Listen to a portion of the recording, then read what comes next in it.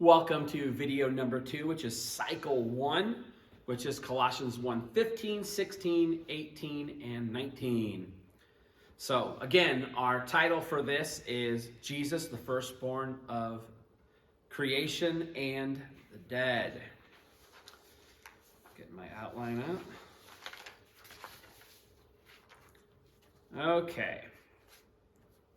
So he is the image of the invisible God. So one of the first things we have to look at is that Jesus is the image. Now this word image in the Greek is icon. Now we know what icons are because of our phones, because of computers, that, when you see, for example, when you see the ark, the golden arches, as they are called, you know what that is. That is an icon for it. You know what that's telling you what it is. If you see a apple with a piece bit out of it, you know what that's talking about as well.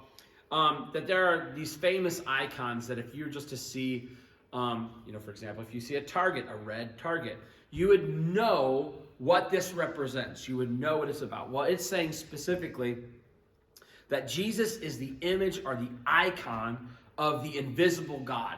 That Jesus gives image, or as we would say, Jesus is flesh, puts flesh on God. He puts God on display. And I think of in John, we see this multiple times, but in John 1:1, it said the Logos, or the Word was God, and the Word was God. And John 10:30 talks about the idea that they were mad at him because he equated himself equal to God. That we can see many places when we're looking at this, we're trying to look at all of the different scriptures and things that talk about Jesus being God. Jesus looking like God. And we'll see this later on in Hebrews 2, or Hebrews as well. Hebrews 1 as well, where we'll see it talking about him being the very brilliance or radiance, the image of God as well. The next verse, the firstborn, the next part, it's the firstborn of all creation. That we would see that he is the firstborn and that he has priority. He is the first of all. We'll see later on the word preeminent, but he has priority over everything. Psalm 89:27 says, I will make him the firstborn of all creation. That's a good one that we can sing. Proverbs 8:31 says, I was daily his delight, rejoicing before him, always rejoicing in his inhabited world and delighting in the children of man. So we can see multiple things where we can see the pre-incarnate Christ there with God, him being the firstborn of that. For by him all things were created, through him and for him. Jesus, we have to know this, Jesus is God, so therefore Jesus is creator. John 1:3, all things were made through him. We know this. In heaven and earth, visible and invisible, whether thrones or dominions, rulers or authorities. All things that exist because Jesus created them. And, I think another thing there is when we think about, in heaven and earth, visible and invisible, that we have to think of that these are the things that are invisible, that there are authorities and rulers. It's not just like he created physical rulers, physical governments, for him, through him and for him. Not just when we think rulers and authorities. I think we go spiritual way too quickly. It's all of them. He's basically saying, I don't want to leave any stone unturned. Jesus is over it. Jesus is over it. He is. It's for him and through him. In First Chronicles 29:11, it says, yours, O Lord, is the greatness and the power and the glory and the victory and the majesty. For all that is in heaven and earth is yours. Yours is the kingdom, O Lord, and you are exalted as head above all. Isaiah 44:24 says, "Thus says the Lord your Redeemer, who formed you from the womb. I am the Lord who made all things, who alone stretched out the heavens, who spread out the earth by myself."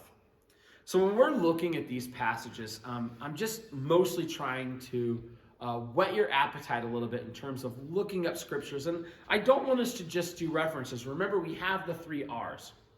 We can repeat verbatim one another, holy, holy, holy. We can reference, that we can actually take these references, which I'm trying to give you a few, at least kind of know where to look. A few references that we can take other Bible verses or passages that help develop the passage better. And then lastly, we have rephrase. We take these passages and we put them into our own words. I call it the New International U version of the Bible. That we can take these phrases and make them our own. So, verse 18, it says, "He is the head of the body, the church." So he is the leader. He is the leader of the church. In Ephesians 4:15, growing into the head. It talks about until, all these things he gives us apostles, prophets, teachers, evangelists, pastors. He gives us the fivefold ministry so that until we grow into the head, which is Christ. It says he is the beginning. He was before all things. So I talked about this before, that he was in the beginning. He was before. I said it before, there are 2 categories. The category is either creator or creation. You either made it or you are it that was made. And Jesus is creator. Jesus is God.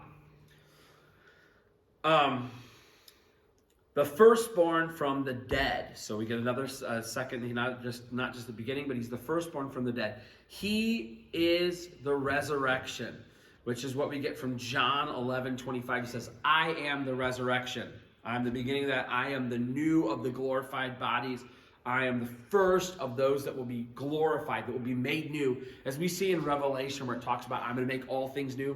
Everything is going to be made new, just like Jesus was made new. Everything. And heaven and earth, all things will be new, just like Jesus was. Like, they didn't even recognize him for a little bit. They're like, "Oh wait, who is this guy? Oh, it's Jesus." Multiple people are like, "Wait a second, is that, oh, it's Jesus." The earth will be like that as well. He is the first fruits of those asleep, which is 1 Corinthians 15:20, 23. All things will be made new in him, Revelation 21:5. That in everything he might be preeminent. So, all of these things, he's the head of the body. He created all things. He's before things, all these different things. He's the head of the church. He is the beginning. He's the firstborn from the dead. He's all of these things so he might be preeminent, so that he might be the first, the foremost, the chief leader of all things. And the Greek word there is prototeo, which means the first in rank or influence. So he is the top ranked. If you're, if you know, he's S tier. He is the S tier of all. Verse 19, "For in him all the fullness of God was pleased to dwell." And we see in John 1:14, the Word became flesh, which is the incarnation, which is God, the divine, taking on flesh. And Colossians 2:9, "In Christ all the fullness of deity lives in bodily form," which is crazy to think of, but the idea that all that is God, the very fullness of God, is inside of Christ. And the last verse,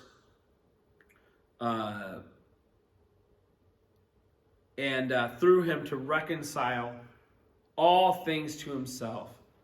It says in 2 Corinthians 5:18, Christ reconciled us to himself. He joined all things. When it's talking about reconciled, he brought all the things. He joined all the things together, making peace by the blood of his cross. Ephesians 2:14, he is our peace. Harmony was brought from his sacrifice. Zechariah 9 and 10, rejoice greatly, O daughter of Zion. Shout out loud, O daughter of Jerusalem. Behold, your king is coming to you. Righteousness and having salvation. Salvation is he, humble and mounted on a donkey, on a colt, the foal of a donkey. He shall speak peace to the nation. His rule shall be from sea to sea and from river to the ends of the earth. So the next video we'll be looking at Jesus, the lowly servant and exalted kings, Philippians 2:6 through 11.